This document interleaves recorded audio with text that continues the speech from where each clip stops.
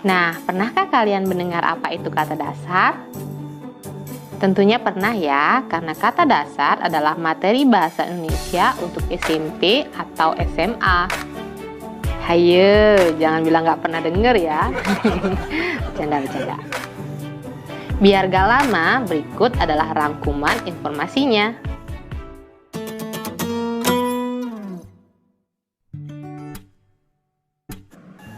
Kata dasar adalah satuan bahasa terkecil yang mempunyai makna. Kata dasar merupakan kata yang belum memiliki imbuhan sehingga belum mengalami perubahan bentuk dan makna. Kata dasar dapat diartikan sebagai kata awal untuk membentuk kata yang lebih besar. Sebagai contoh kata dasar diantaranya yaitu makan, tidur, baca, tulis, masak, sapu. Dalam hal ini, sebuah kata dasar akan mengalami perubahan bentuk, fungsi, dan makna ketika mendapat imbuhan. Sebagai contoh kata dasar yang mendapat imbuhan adalah sebagai berikut. Kata dasar makan jika mendapatkan imbuhan an menjadi makanan. Di sini fungsinya berubah dari verba menjadi nomina. Sedangkan maknanya berubah dari kegiatan makan menjadi benda atau sesuatu yang dimakan. Oke, lanjut ya. Contoh lain adalah kata dasar hakim jika mendapat imbuhan meng dan i menjadi menghakimi. Di sini fungsinya berubah dari nomina menjadi verba. Sedangkan maknanya juga mengalami perubahan dari seseorang yang bisa mengadili menjadi perbuatan mengadili. Kata dasar sangat penting dalam tata kata karena ia merupakan unit terkecil dari bahasa. Kata dasar bisa berubah bentuk, fungsi, dan makna ketika ditambah beberapa imbuhan. Itu tadi pembahasan kata dasar.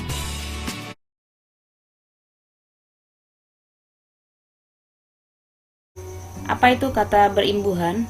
Pengertian imbuhan itu sendiri adalah kata tambahan yang ditambahkan pada kata dasar untuk mengubah atau menambahkan makna pada kata dasarnya. Jadi, jika ada kata dasar yang mendapatkan tambahan, itu akan bisa merubah maknanya nantinya. Untuk peletakan imbuhan itu sendiri bisa diletakkan di awal katanya sebelum kata dasar, atau di tengah yang disebut dengan sisipan, di akhir kata, atau bahkan ada yang di awal dan di akhir kata tersebut. Kemudian jenis imbuhan. Jenis imbuhan yang pertama ada awalan. Awalan merupakan imbuhan yang diletakkan pada awal kata dasarnya. Jadi sebelum kata dasar itu ada yang namanya imbuhan awalan. Kemudian yang kedua, letaknya berada di tengah yang disebut dengan sisipan.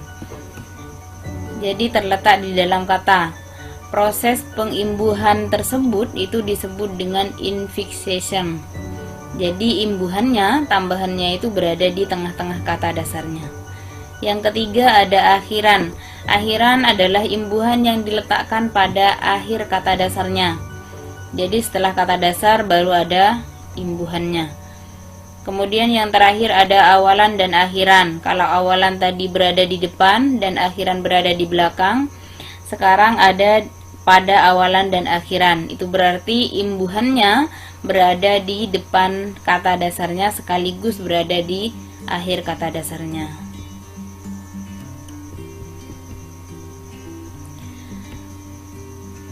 Di sini saya akan memberikan beberapa contoh tentang awalan.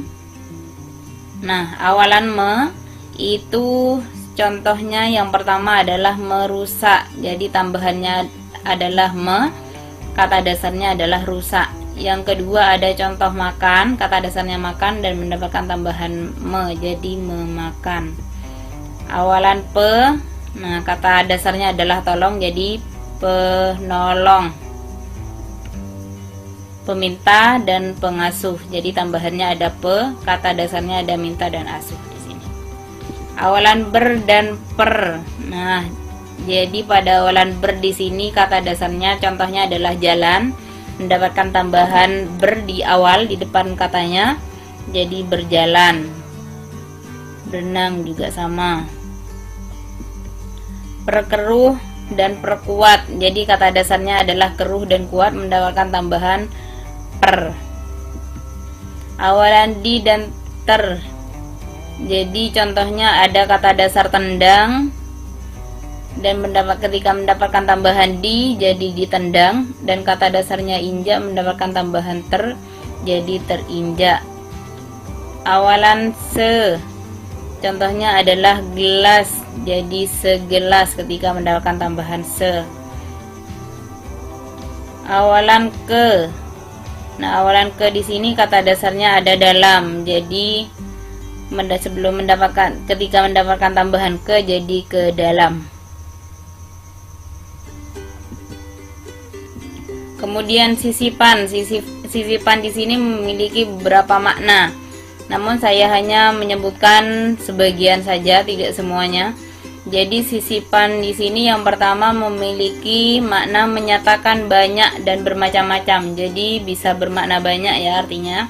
Contohnya ada tali temali, gigi gerigi. Jadi kalau gerigi itu jadi banyak. Tali temali itu berarti juga banyak talinya. Menyatakan intensitas frekuentif ya. Artinya menyatakan banyaknya waktu. Contohnya ada getar, gemetar. Artinya menunjukkan banyaknya waktu getar atau gerak suatu benda. Jadi intensitas frekuentif atau frekuensi itu sama. Yang ketiga ada menyatakan sesuatu yang mempunyai sifat seperti yang disebut pada kata dasarnya, seperti contohnya tunjuk, telunjuk. Kemudian akhiran. Nah, berikut kita akan memberikan contoh imbuhan akhiran. Di antaranya ada kan, an, in, wan, wi, dan lain sebagainya. Contoh kata dasarnya ada makan, jadi ketika mendapatkan imbuhan akhiran, jadi setelah kata makan ada imbuhan annya menjadi makanan. Begitu seterusnya. Kemudian yang terakhir ada awalan dan akhiran. Nah, awalan dan akhiran mekan contohnya memiliki makna melakukan pekerjaan orang lain. Contohnya Ardi mencucikan baju adik-adiknya. Nah, dalam awalan dan akhiran di sini untuk maknanya itu sendiri saya hanya menyebutkan sebagian saja ya. Jadi untuk lebih jelasnya nanti bisa mengakses informasi lebih lanjutnya di bawah. Kemudian awalan dan akhiran memperkan memiliki makna. Salah satunya adalah menyebabkan atau membuat jadi. Contohnya adalah Agus Salim memperlihatkan kebolehannya bermain bola. Nah, contohnya ada memper dan kan. Jadi kata dasarnya adalah lihat. Awalan dan akhiran beran memiliki makna menyatakan jumlah pelaku yang banyak. Contohnya berdatangan. Jadi kata dasarnya adalah datang. Kemudian pean, contohnya pendidikan dan penanaman. Kemudian senya memiliki makna tingkatan yang paling tinggi yang dapat dicapai. Biasanya sering disertai dengan kata ulang. Contohnya sebagus-bagusnya, setinggi-tingginya. Jadi diulang-ulang biasanya katanya. Awalan dan akhiran peran memiliki makna menyatakan tempat. Nah, contohnya di sini perusahaan, perhentian bisa. Jadi ada tambahannya peran di awal sama di akhirnya.